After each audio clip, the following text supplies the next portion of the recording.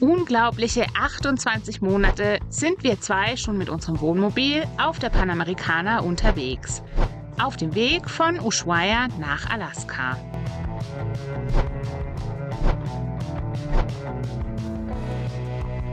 Mit dem Grenzübertritt in die USA war es leider nichts. Aber dafür fasziniert uns das vielseitige Mexiko seit 6 Monaten jeden Tag aufs Neue. Traumhafte Seen auf 3000 Metern Höhe hätten wir hier niemals erwartet. Und mit sinkender Temperatur fällt uns siedend heiß ein, dass wir nach über einem Jahr vielleicht mal wieder unsere Standheizung anwerfen sollten.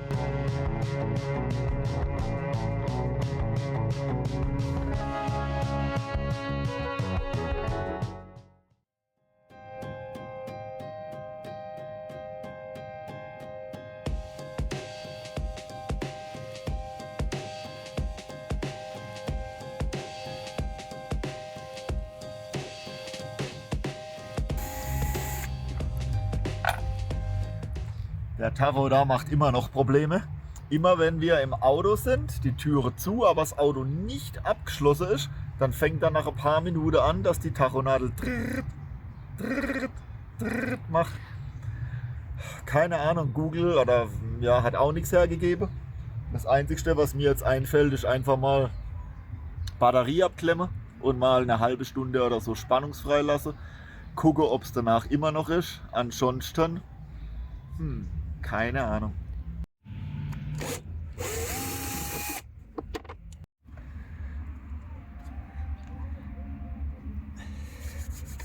Und unser Handy-Akku-Problem, by the way, konnten wir auch noch nicht lösen. Der Typ aus San Miguel, der uns ja eigentlich eine neue Batterie auf Garantie besorgen wollte, hat sich niemals mehr gemeldet. Der hat uns 3 Wochen lang nur vertröstet und hingehalten.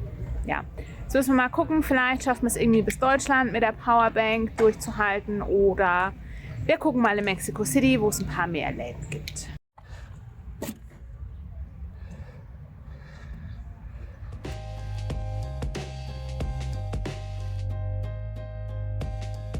Und während die Batterie abgeklemmt bleibt, düsen wir los.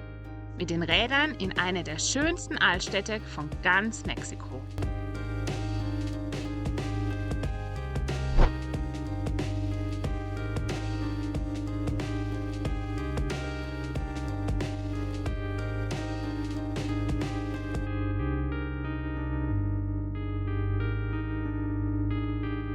Schon allein der Weg entlang des mächtigen Aquädukts, das die heute 850.000 Einwohner zählende Stadt zu Zeiten der spanischen Eroberer mit Wasser versorgt hat, macht richtig Lust auf die Erkundung dieses architektonischen Meisterwerks.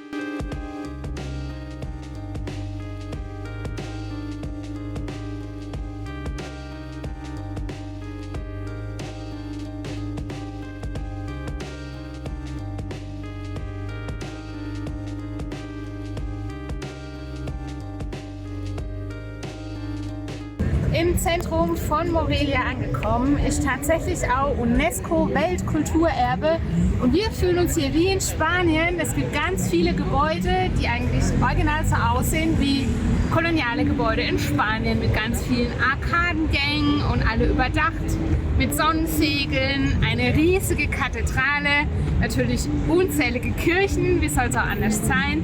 Bestimmt gibt es auch ein paar hübsche Fußgängerzonen.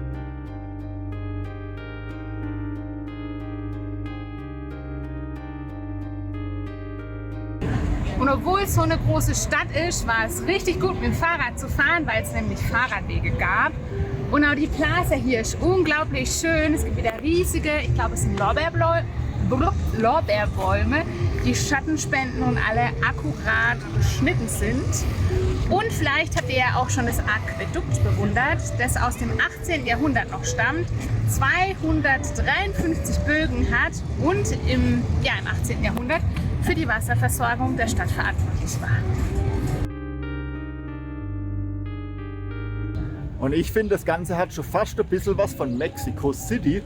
Findest du nicht auch? Alles sauber, mega aufgeräumt, aber hier gibt es Mülleimer.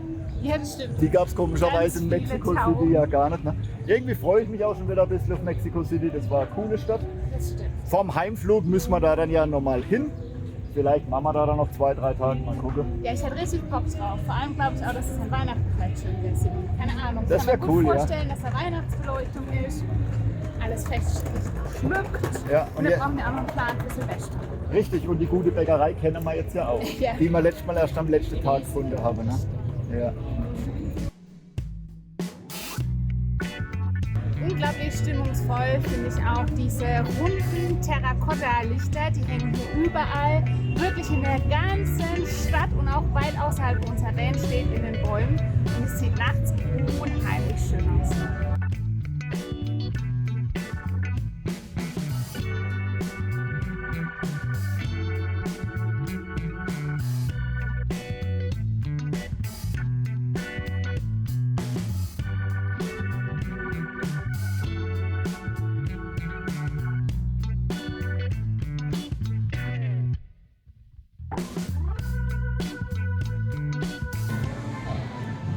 Weihnachten ist nicht mehr weit, wir sind gerade in der Bäckerei und da gibt es Hilderbrötchen, die sehr, sehr lecker aussehen, finde ich.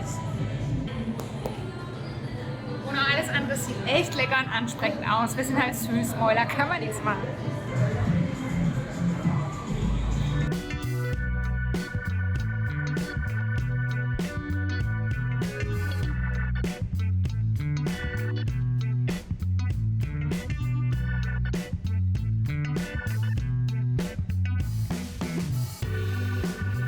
Vergesst nicht, Weihnachten ist nimmer fern und wir haben uns ja was ganz Tolles überlegt für euch in diesem Jahr.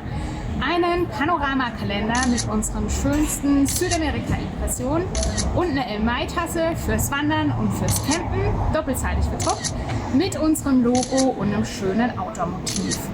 Wie ihr die Artikel bekommen könnt, das steht alles in der Videobeschreibung. Da findet ihr auch sämtliche andere Unterstützungsmöglichkeiten und wenn ihr einen der beiden Artikel kauft, dann gehen 3 Euro davon direkt in unsere Reisekasse. Ihr habt also gleich doppelt Gutes getan. Einmal für uns und einmal, das ist ja viel wichtiger, für den Beschenkten oder auch für euch, bringt ein bisschen Sea Camper Van Spirit zu euch nach Haus.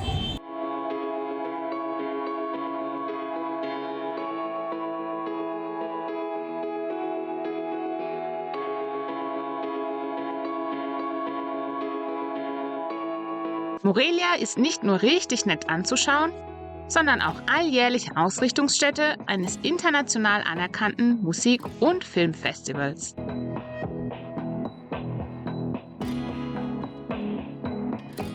Wir waren ja schon in so vielen Kolonialstädten und trotzdem ist immer eine schöner als die andere.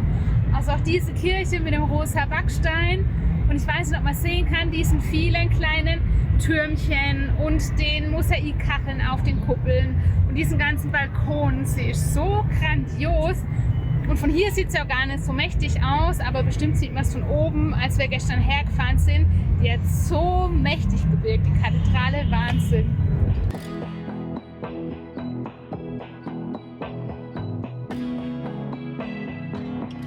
Wir sind zurück am Auto. Eine wirklich schöne Stadt. Wirklich schön. Und morgen geht es dann auch schon wieder weiter. Wollen nur eine Nacht hier bleiben. Und zwar nach. Ja, ganz grob in Richtung Mexico City, immer weiter die nächsten Tage. Auf dem Weg gibt es aber noch ein paar Highlights, die wir das letzte Mal noch nicht gesehen haben. Und vielleicht findet sich ja ein See zum Angeln. Angeln, ich brauche Leber. Und ein paar warme Thermen. Mal gucken. Da bleibe ich dann. Echt genial war übrigens auch unser Stellplatz in Morelia. Hier gab es nicht nur kostenlos Strom, sondern auch Gesellschaft von Reisenden aus aller Welt, sowie die unterschiedlichsten Reisemobile. Mein Herz schlägt ja immer noch für den VW Bulli, aber ein Wohnmobil mit Balkon fände ich tatsächlich auch nicht schlecht.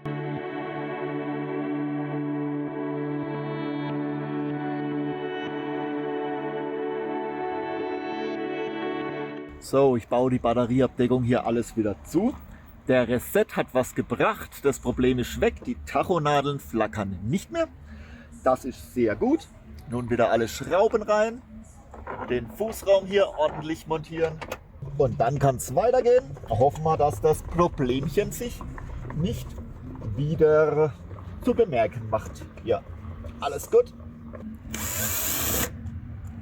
Dafür hat sich gleich ein neues Problem aufgetan, und zwar geht an unserem Gasherd die vordere Flamme immer aus, und wir vermuten, das liegt daran, dass dieser Temperaturmesser oder Fühler zu weit weg ist.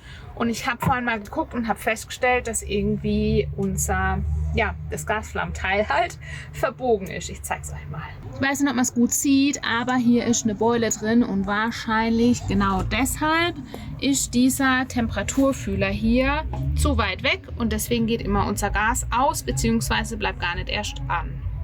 Simon schraubt jetzt mal ab, aber wir haben es schon mal weg gehabt und konnten irgendwie nicht viel machen. Aber wer weiß, vielleicht haben wir jetzt noch eine andere Idee. Hab's jetzt mal da losgeschraubt. Jetzt ist das ganze Teil da locker. Da ist natürlich auch der Gasanschluss dran. Ich versuche das jetzt einfach mal da neu zu justieren, auszurichten, dann wieder zusammenzubauen und dann mal hoffen. Tada! Geht, oder? Mal gucken, wie lang. Das ist der komische Temperaturnüpsel, der da, glaube ich, da misst da näher dran. Aber das Ganze ja trotzdem ein bisschen spielen, muss man mal einfach beobachten. Aber im Moment geht's, das ist schön.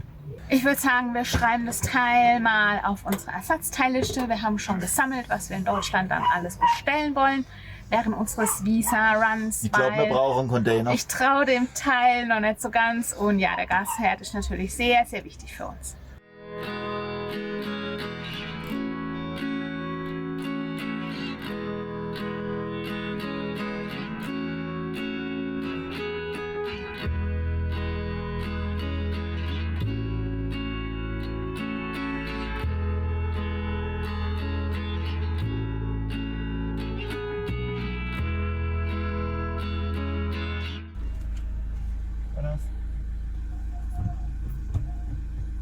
Gracias.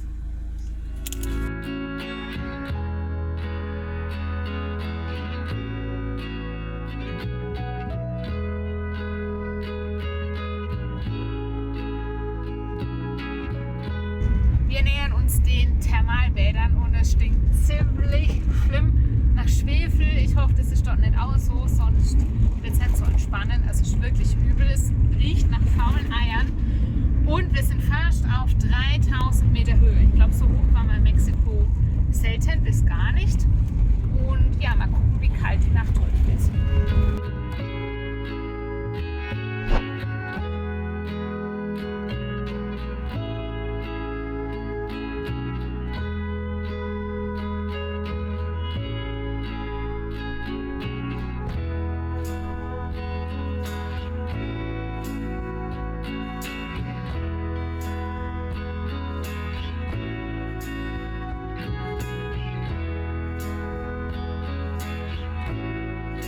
Wir sind gut angekommen an der Laguna Lager.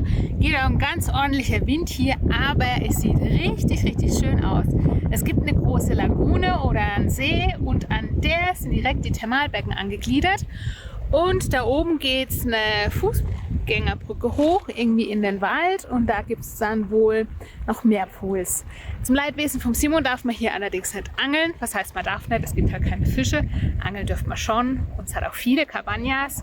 Gut, dass wir an einem Mittwoch da sind und nicht am Wochenende.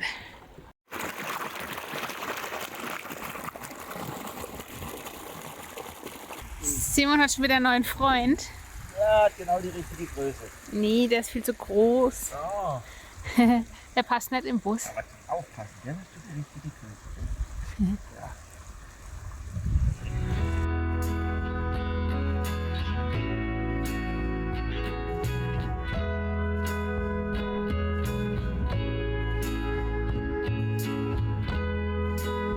Wirklich ein schönes Plätzchen hier. Mein neuer Hund ist auch super. Schaut euch die Lagune an. Leider gibt es keinen Fisch hier. Verdammt nochmal. Aber was soll's. Wir gehen, glaube ich, dann gleich mal die Hot Pools erkunden, nachdem wir hier einmal um die Laguna sind. Nach kurzer Wanderung den Berg hoch sind wir schon angekommen am zweiten Spot, der hier noch mit zum Gelände gehört. Die ganze schöne Pools da. Und dahinter, da geht so richtig weit der Berg hoch. Ein Wahnsinnsgelände hier, echt verrückt. Und hier ist auch richtig was los. Wieder irgendwo mittel im Nirgendwo eigentlich. Ja, richtig abgelegen. Mega cool. Warme Dusche soll es geben. Ich weiß nicht, ob es die Julia schon gesagt hat. Rein ins Wasser.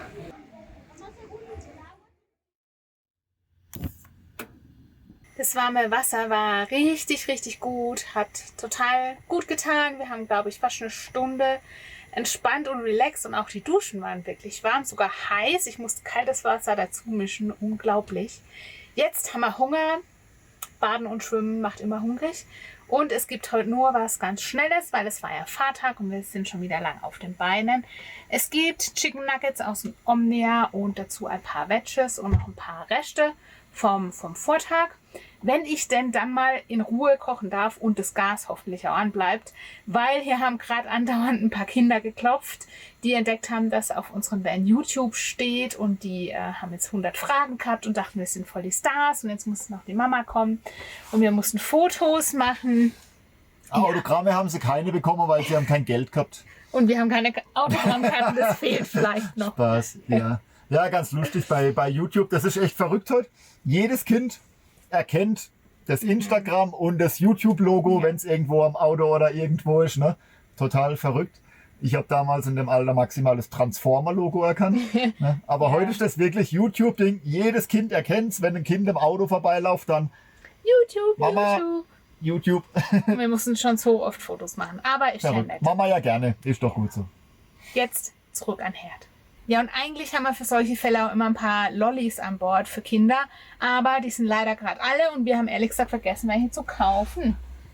Ich glaube, wir müssen es mal wieder aufschreiben. Nur Hundefutter haben wir noch. Aber das letzte Mal wie hieß der See, Aracero-See, da an dem Kupfercanyon, da haben wir die Kinder nicht mehr losbekommen. Also von daher ist es vielleicht gar nicht so gut. Mal gucken. Ja.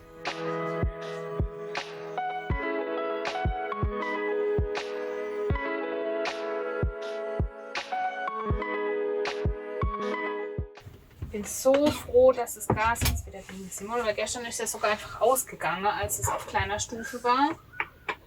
Oder beim Anzünden gar nicht mehr an, aber jetzt war es voll gut. Ja, ich hoffe, es bleibt so. Danke fürs Reparieren. Ja, ich bin der Reparierbär. Guten Appetit. Gute, sieht gut aus.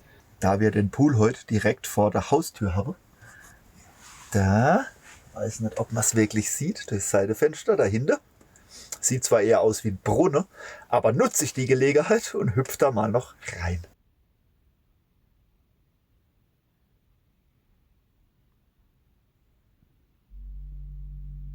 Simon badet noch eine Runde. Ich bleibe lieber hier im kuscheligen Van. Das Wasser ist zwar warm, aber draußen ist mittlerweile schon ganz schön kalt.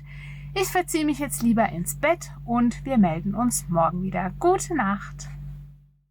Guten Morgen aus unserer Höhle. Hör auf, kalte Hand. Wir haben tatsächlich echt gut geschlafen. Wir haben uns warm eingekuschelt und so kalt ist gar nicht. Ich glaube, wir haben im Moment morgens um 8, 13 Grad im Van. Das ist echt okay. Ich würde aber sagen, wir testen heute trotzdem mal die Standheizung. Die lief nämlich, glaube ich, das letzte Mal in Ecuador. Also wir haben jetzt ein Jahr keine Heizung gebraucht. Das ist natürlich auch fantastisch. Aber nicht, dass wir irgendwo mal richtig im Kalten stehen und dann läuft das Ding nicht. Oder lieber testen. Das machst du schon. Hier. Und die Aussicht ist auch echt fantastisch. Gegenüber ist ja der See und der Wald. Und der ist gerade richtig schön von den ersten Sonnenstrahlen angestrahlt. Und ich glaube, wir hüpfen jetzt nach dem Kaffee gleich mal ins warme Wasser. Ein guter Plan.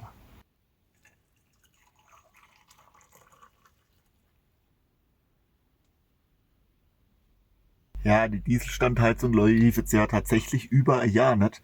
Und eigentlich sollte man sie ja regelmäßig mal laufen lassen. Aber irgendwie haben wir das auch verschwitzt, weil es ja auch immer so warm war. Haben an die gar nicht gedacht. Deswegen, jetzt testen wir mal. Und ich hoffe doch sehr, dass sie läuft. Gestartet ist sie. Bisher hört sich's mal gut an. Da unten ist die Düse, da hört man auch schon. Sie fährt auf jeden Fall mal hoch. Ich schaue mir das Ganze mal am Auspuff von außen an. Das sollte jetzt erstmal dann auch wieder ordentlich qualmen. Aus dem Auspuff kommt ebenfalls schon mal warm. Gutes Zeichen. Und qualmt nicht einmal wie verrückt. Das sieht mega gut aus. Erstmal. Ich hoffe, das bleibt jetzt so. Mal gucken. Wir beobachten es jetzt, lassen sie auf jeden Fall mal eine Stunde auf höchster Stufe rennen. Dann tut sie auch richtig durchblasen, sich freibrennen und so weiter ordentlich. Jetzt hat sie den Gang hochgeschaltet, alles wie normal bisher. Das hört sich erstmal gut an. Gerade hat die Julia ihren Bikini rausgeholt und es sollte losgehen. Aber es wird der Pool geputzt. Aber man muss auch sagen, mega gut. Alles hier tipptopp sauber. Jeden Tag neues Wasser, jeden Tag wird durchgeschrubbt. Dann warten wir halt, frühstücke erstmal und dann geht's in die Pools. Heizung lief jetzt eine gute Stunde. Wunderbar, alles in Ordnung. Probelauf immer wieder bestanden. Machen wir sie wieder aus. Und ich glaube, das ist wirklich, wirklich wichtig, dass die auch geht. Ich habe nämlich gerade mal geguckt, wie hoch unser neues Ziel liegt, der Vulkan. Und es sind tatsächlich fast 5000 Meter Höhe, 4000 und irgendwas. Also da kann es nachts schon kalt werden. Von daher tipptopp, dass die Heizung läuft. Und da ist dann natürlich auch die Luft wieder ganz schön dünn auf der Höhe. Da müssen wir dann natürlich auch hoffen, dass sie auch aufgrund dessen dann da vernünftig läuft. Aber auch das wird irgendwie klappen.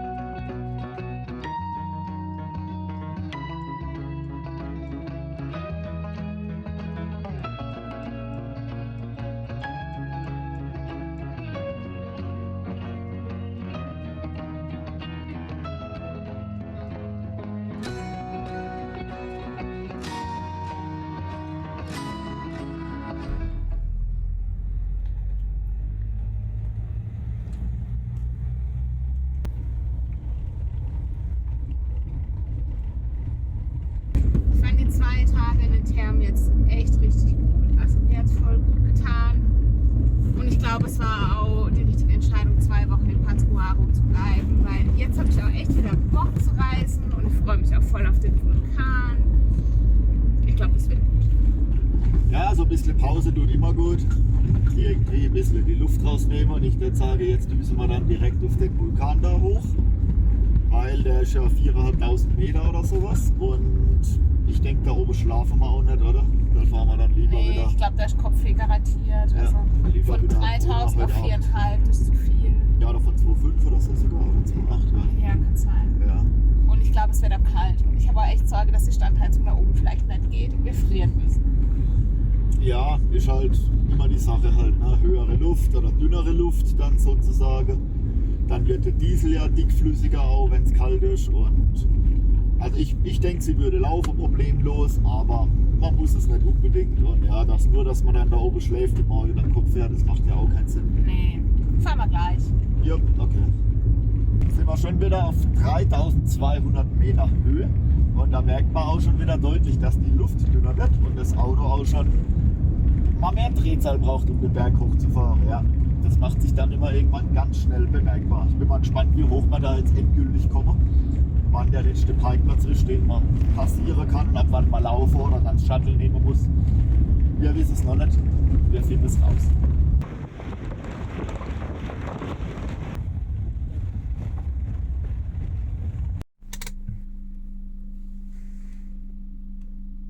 Die 4000 haben wir nicht ganz geknackt, aber wir sind nah dran.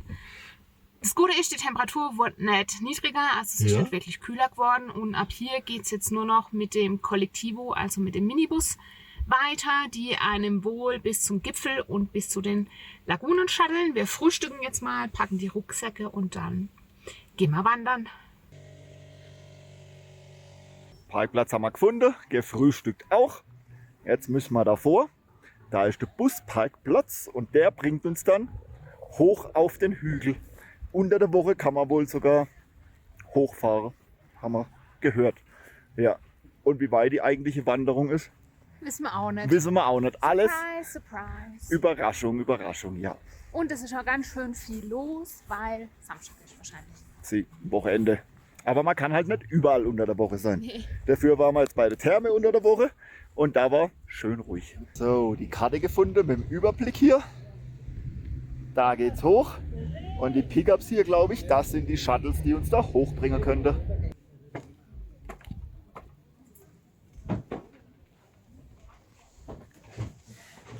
Müssen wir nur noch warten, bis der Pickup voll wird und dann geht's los.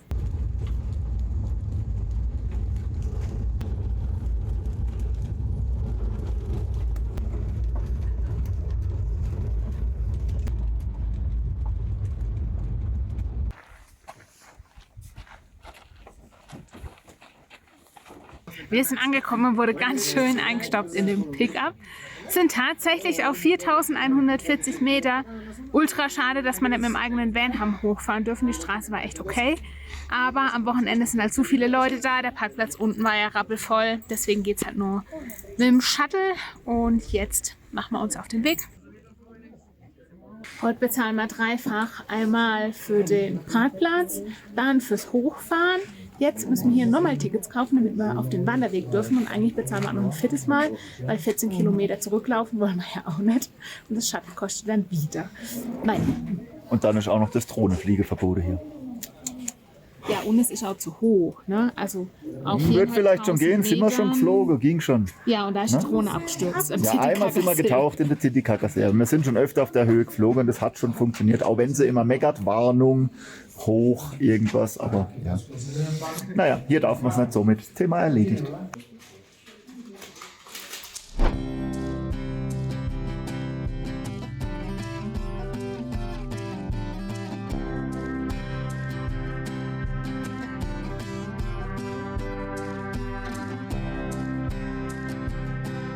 Hey, ganz schön dünne Luft hier beim Aufstieg.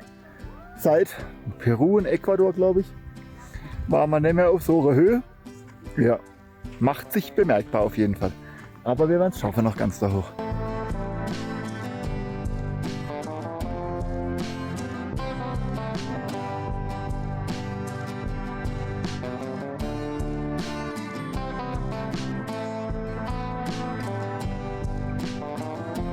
Der Nevado de Toluca ist ein Vulkan. Das heißt, wir sind jetzt fast im Krater.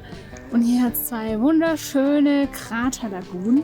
Die erinnern mich extrem an die Tageswanderung in Neuseeland, die wir gemacht haben. Wir blenden den Namen mal ein. Ich kann mich nicht mehr erinnern an den Namen, war auch so ein komplizierter. Die war richtig cool und da hatten wir nämlich auch solche Lagunen. Allerdings auch sehr anstrengend, wie alle Vulkan-Hikes, weil halt so gerollig und rutschig. Ich bin am Ende auch gestürzt, aber es war ein grandioser Tag und ich glaube, wenn ihr auf unserem Insta-Profil Der Hobbitberg war das. ziemlich weit ans Ende scrollt, dann findet ihr auch Bilder von der Reise. Jedenfalls ist die Luft hier oben ganz schön dünn und man merkt es gleich wieder beim Bergauf. Puh. Er ist auch der dritthöchste Berg von ganz Mexiko mit 4.500 Metern. Ich glaube, nur noch der Popocatépetl und der Schwestervulkan sind höher. Da wollen wir in den nächsten Tagen auch noch hin und dann wissen wir es ja ganz genau. Der Popo. Vámonos!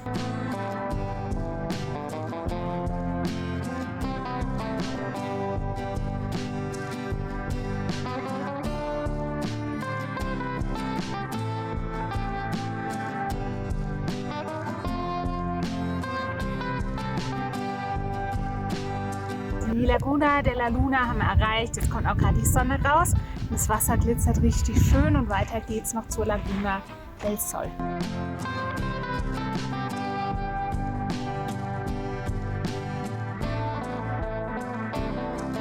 Auf dem Schild hier steht, dass die zwei Lagunen anerkannt sind als zwei der höchsten Wasserflächen der Welt. Voll krass.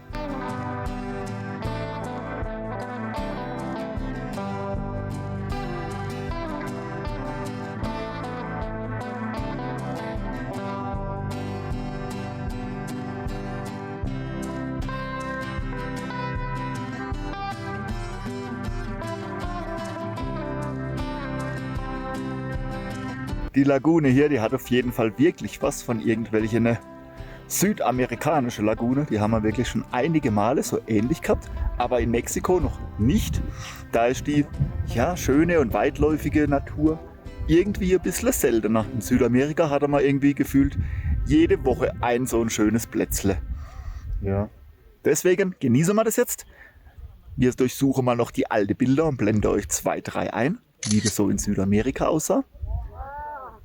Vielleicht kommt die Sonne noch wieder raus und dann sehen wir auch schon die andere Lagune. Und mir fehlen hier eindeutig die Guanacos, die es in Patagonien ja gab. Und ich finde, die Landschaft passt genau zu diesen Tieren. Und meiner Meinung nach müsste da oben jetzt auf der Bergkuppe der Sentinel stehen und auf seine Herde aufpassen. Aber hier gibt es leider keine Tiere.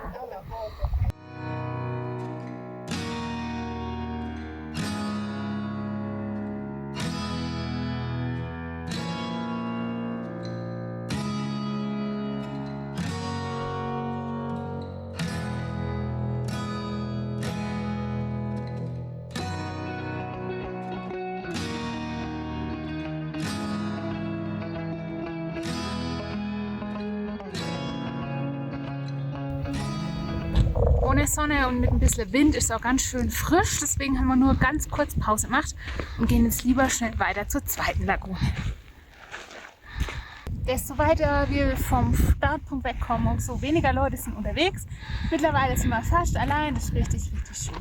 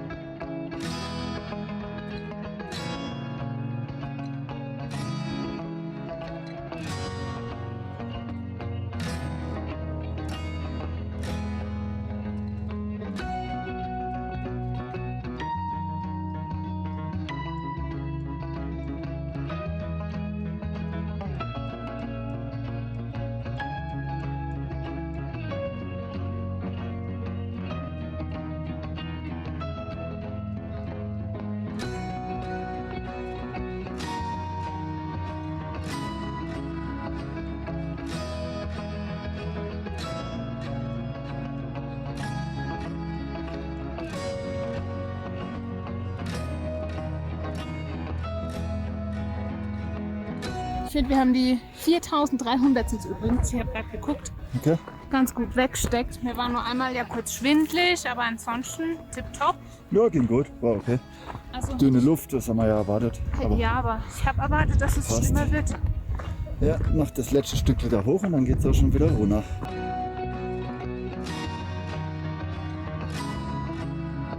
Ich würde sagen, wir gehen zurück zum Van, trinken Kaffee, essen einen Donut, wärmen uns ein bisschen auf.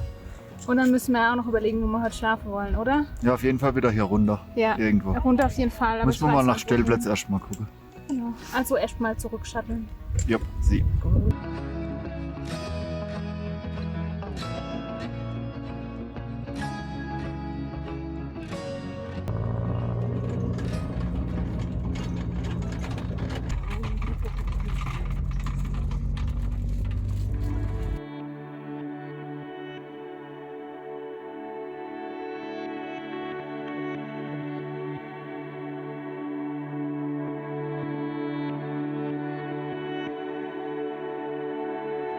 Wir sind direkt weiter gedüst zum nächsten Highlight und zwar zur archäologischen Stätte Teotenango. Die größte Pyramide überhaupt in Mexiko und trotzdem hat man sie zumindest als Ausländer vorher noch nie gehört. Also und zwar Tulum ein Begriff und Chichén Itzá, aber Teotenango haben wir bis vor ein paar Tagen noch nie gehört und wir haben es bei der Anfahrt schon gesehen. Es ist eine Wahnsinnsanlage und das Allerbeste, sonntags kostenfrei. Diese Wahnsinnsanlage erwartet euch dann im kommenden Vlog nächsten Mittwoch. Genauso wie spektakuläre Natur und das ganz in der Nähe der 10 Millionen Metropole Mexiko-Stadt. Danke fürs Liken, Kommentieren und Abonnieren und ein fettes Dankeschön an alle, die uns bei unserem Abenteuer unterstützen.